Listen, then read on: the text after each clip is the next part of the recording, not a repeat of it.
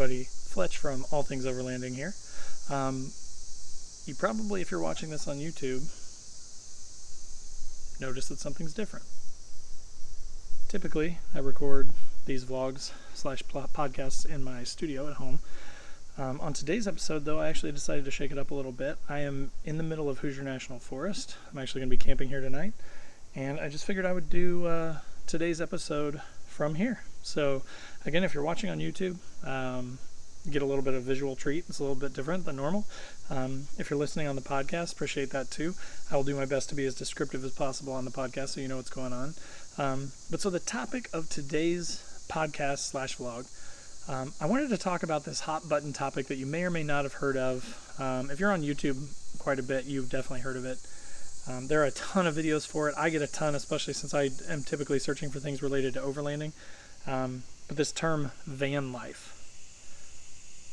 So from the research that I've done, the whole idea of van life is actually really intriguing to me. So basically what it is when you commit yourself to basically living out of a van, which sounds kind of funny and sort of like a Chris Farley joke, living in a van down by the river, but there are a ton of people that are actually doing it and making a career out of it. And they're doing, graphic design or, things like that where you don't need a physical office. And you can actually live out of your vehicle and travel the country while you work and get paid. So again, on today's episode, I just wanted to kind of talk through that. So if you want to learn more about van life and kind of I'm going to talk not only about van life, but how it's similar and could possibly be utilized in overlanding. So again, if you want to hear more about that, stay tuned.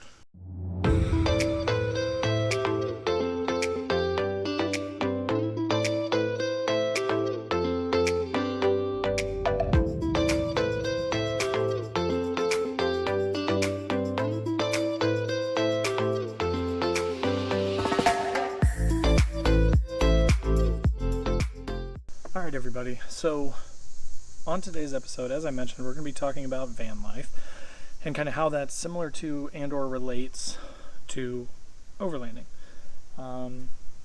So there's a few different topics that I want to kind of cover. One of them is just the logistics of van life and some things that you need to think about.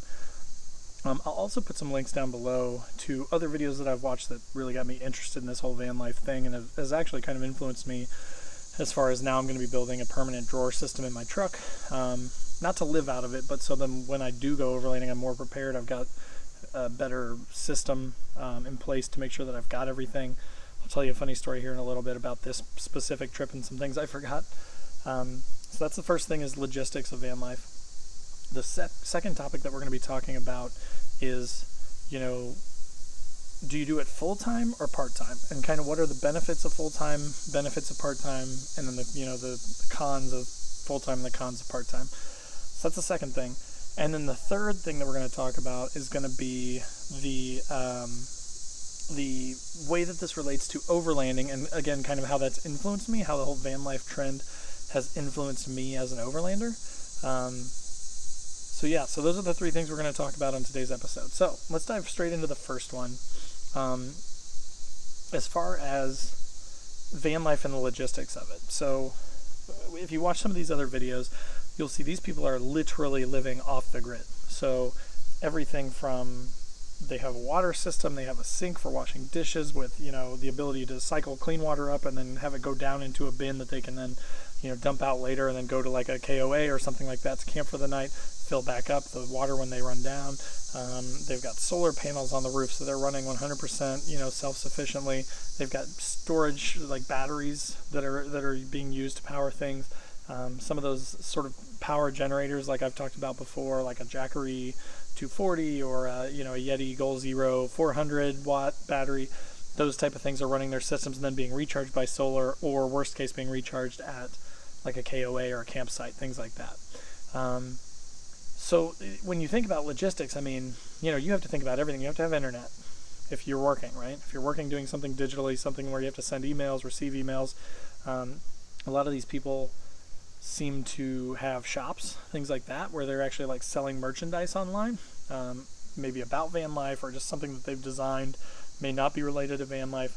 But so you have to have internet, you have to have water, you have to be able to get food, you have to be able to get paid. So you have to have some sort of digital electronic banking where people can direct deposit money into your account and then you can use it on your debit card or credit card. So you have to think about all that. Obviously, if you're actually living in your van, you have to have a comfortable place to sleep. It can't just be like a cot. It has to be like a full bed platform. You have to really think through how you're going to lay out the inside of the vehicle, because unlike with like camping or overlanding, the difference is you're living in it full time. So you have to literally take everything with you. It can't just be well, I have a bed in there and I have a spot for my laptop, right? Like you have to think through everything. How are you going to plumb it? How are you going to have lights going? If you're super into like urban stealth camping or urban stealth van life, which are some of the videos that I've watched recently that are really interesting to me, where they're literally like parking in downtown Manhattan in their van, but they have like blackout things on their windows so you can't see in, and it just looks like it's a vehicle parked there, but they're inside and they're working. So you have to think about, where are you going to be camping? You have to think about how much you're going to be traveling. You also, so there is a thing too where, in overlanding, and I've said it a lot before too, it doesn't really matter what kind of vehicle you have. You could have, a Toyota Prius and you could go overlanding. You can have a Nissan Xterra and go overlanding. But with van life, it actually does make a difference, right? Because it's going to be your home as well. So if you have a family, if there's more than one of you, you have to have room for everyone to get in there. So you may need a bigger vehicle, like a full-size van or something like that. If you're a single person and you're just working and your goal is just to drive and travel as much as possible, then you're going to want something that's big enough for you, but also that gets good enough gas mileage to make it a vehicle that you could take all the way across the U.S., right? So if you had a big full-size van, you're getting 15 to 18 miles to the gallon or something like that. It's going to cost you a lot more money to make that trip than it would in like a smaller, like the little Nissan NV 1500s or whatever, like the little tiny vans, or the little Ford vans. They've all got them. Sprinter type vans are a little bit smaller. I'd say they're more mid-sized to large. But you have to think about all that stuff. You get one that's got a 4-cylinder and gets 25 miles a gallon, or one that's a full size with a V8 that gets 15 miles to the gallon. So there's a lot of logistics and planning that goes into it, which is part of why I'm so interested in it, because that's half the fun of overlanding for me, is sitting down, coming up with a plan, thinking through everything that I need for a specific trip, and then packing it, right?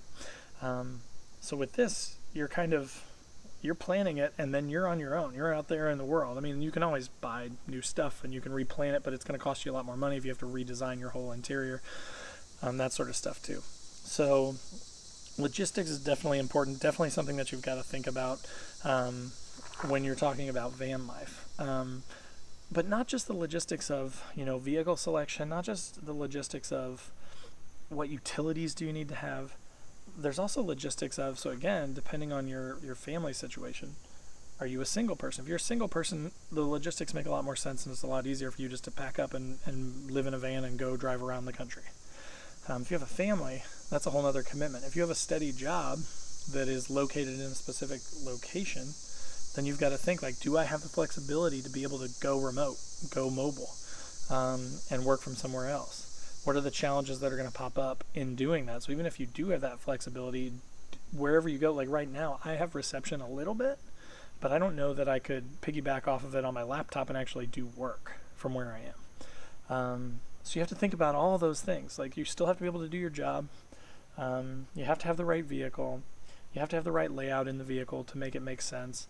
The last podcast episode, we talked about power. That's a huge consideration because, unlike when you just go camping maybe for a weekend, you have to recharge your phone a couple times. You maybe recharge a laptop if you bring one.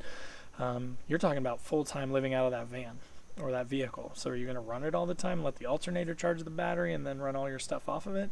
Are you going to get a fridge freezer because it's literally your house? If so, then you have to have a deep cycle or a dual battery setup. There's a lot of things that go into it. So logistically, it's actually kind of a nightmare to do van life unless you do a lot of research and a lot of pre-planning. So again, I'm going to post some links down below to some of my favorite van life videos that I've watched that have kind of gotten me hooked on this whole idea.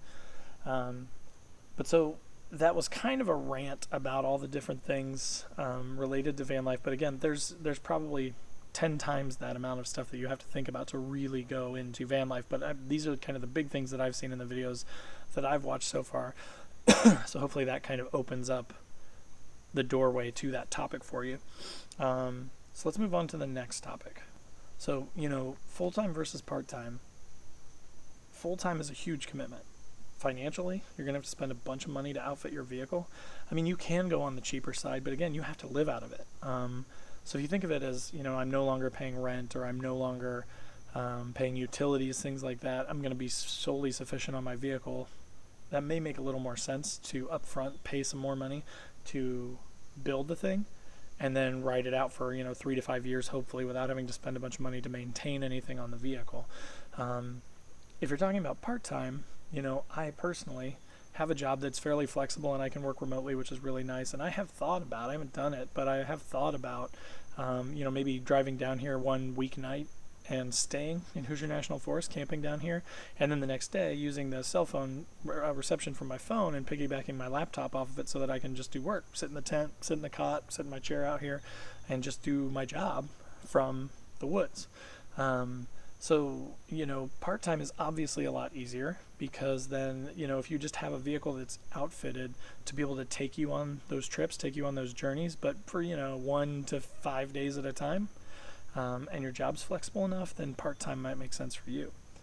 If, you're a creative, if you're someone that does all online work, if you're a freelancer or you do consulting type stuff where you're virtual, then absolutely, it seems like the van life may be the one for you because you're not paying rent, you're not paying utilities, you're not tied down to one specific location. So just the beauty of being able to travel. And again, if you're like a photographer or you're some sort of like graphic designer, just to be able to go to, out west and take some pictures and videos of, like the Grand Canyon or things like that, and then take those back and turn them into artwork, things like that.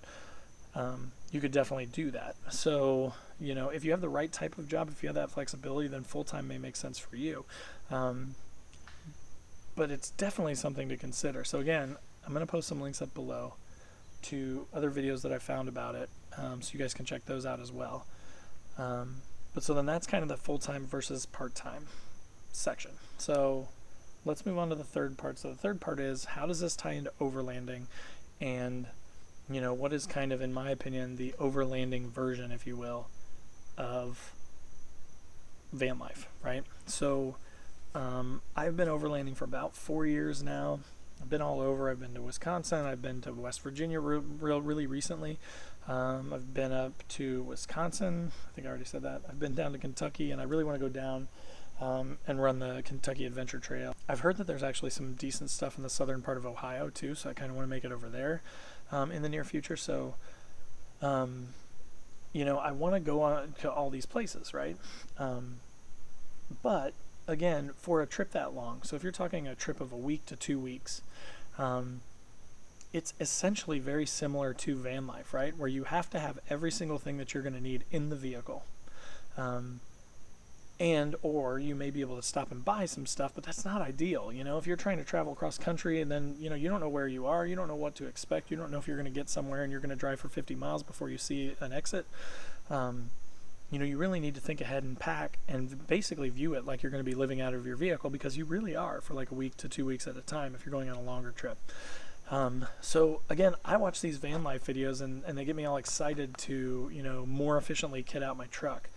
And I'll give you a funny example and a reason why I feel like I definitely need to do this sooner than later. So on this specific trip, I found out last night that my boys were going to be having a sleepover at a friend's house tonight. So my wife was like, they're not going to be here. If you want to go camping, tomorrow's the night. You need to go tomorrow. And I said, yeah, I'm going to go. So this morning I woke up and I packed really quickly and I threw everything in the truck. I tried to just keep it as light as I could. I didn't even bring a table or anything. I didn't even set up my awning. I literally threw up my tent, my cot, my cooler, my chair, and I'm going to start a fire, and that's it. That's all. I brought a chainsaw too to cut up some logs and stuff like that. But so in my haste to get out of town, the funny part here is I actually brought my double burner stove, and I brought some chili in cans. And I'm going to try out my new P51 can opener, which I just did a review of. I'll put a tag up here that you can go watch that if you're interested.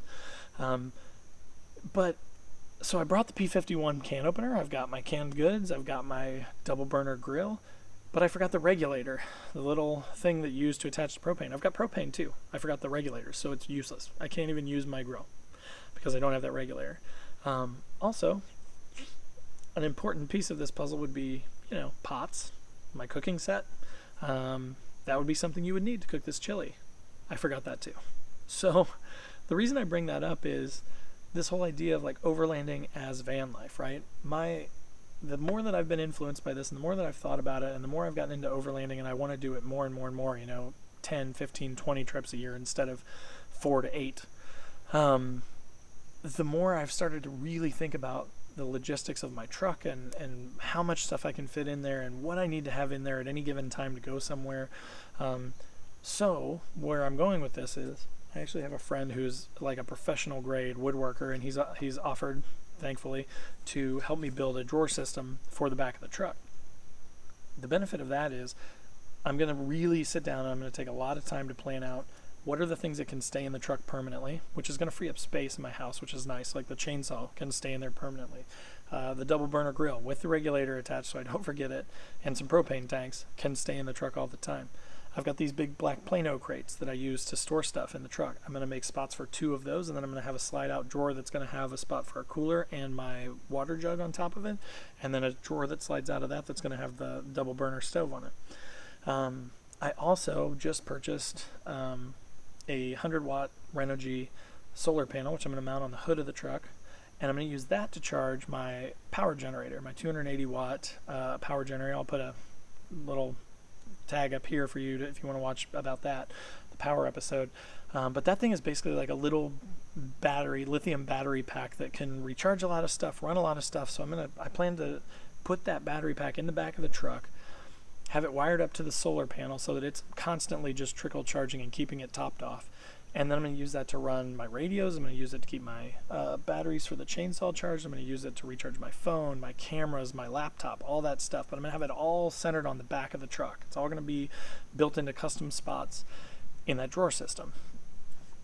So again, that's kind of, in my opinion, that's sort of like the overlanding version of van life, where, again, I'm not going to be a full-time person. I'm going to be more of a part-time, but I would love to just like it be a Thursday and me be at work and call the wife and say, hey, you know what? I'm going to head down to Hoosier National Forest tonight and camp and then work from there tomorrow and then spend the weekend down there. And then like my folks live down here near Hoosier National Forest, so I could run over and see them, just like to be that flexible and to have that ability to have everything in the truck and just ready to go. It seems like a huge benefit and just seems like something that, would really be great for encouraging, frequent and spontaneous travel. So again, I think that kind of to wrap this whole thing up, I think that the van life videos are just interesting, me personally. So I would recommend them. Check them out. Go and look and see, learn more about van life, because these people are geniuses. Like they're creating really cool stuff, really neat things that that you would never have thought of if you hadn't watched their videos. And I just think it's really interesting what they're doing, and I think that a lot of it can be applied to overlanding too. We can take some of that stuff and we can use it in our own rigs. We can use it in our own layouts and setups. So yeah, definitely check that stuff out. Again, I'm going to have more content coming soon as I build out this drawer system. I'm going to document that whole thing and kind of show you guys how that's going and sort of the plans and then the execution of it. So there will be more coming on that in the near future. So yeah, so I hope that was helpful. Again, if you're not already hooked on van life stuff, go look up van life on YouTube. Check it out, because you're going to hear some cool stuff and see some cool stuff, and it's going to hook you, I promise. So that's it for this episode. Again, recording live from Hoosier National Forest, so I hope you guys enjoyed the change of scenery. Thanks so much for stopping by. If you haven't already, please click the subscribe button. I put out weekly videos, podcasts/vlogs. Also, I put out a second weekly video called 3 Minute Thursdays, which is just sort of a gear review. And then intermittently, I'll put out other things, like I'm working on a trip video right now from my West Virginia trip to kind of show you guys some of the river crossings that we did and the places that we stayed, and kind of give you a review and some good information about some spots in West Virginia that you could check out on a trip. And I'm also on Facebook. I'm on Instagram. I'm on YouTube. I'm on Patreon now. I just started that, so it's brand new. But the cool thing about that is it just kind of gives us a spot to talk directly and engage. It also gives you an opportunity for a low amount of money to like essentially sponsor the content that I'm making and then get some influence over what's going to be coming out in the future. And you get some specific swag for each level that you subscribe to too. So definitely check that out. There's a link down in the description below. But any of you guys that do that, I really appreciate it. Don't feel obligated at all. Again, I do this for fun. I hope to someday to evolve into something that can be self-sustaining, and maybe then I can live the van life. So again, thanks so much for stopping by. Like I always say, get out there, live, learn, discover, go explore. Thanks for watching, and see you next time.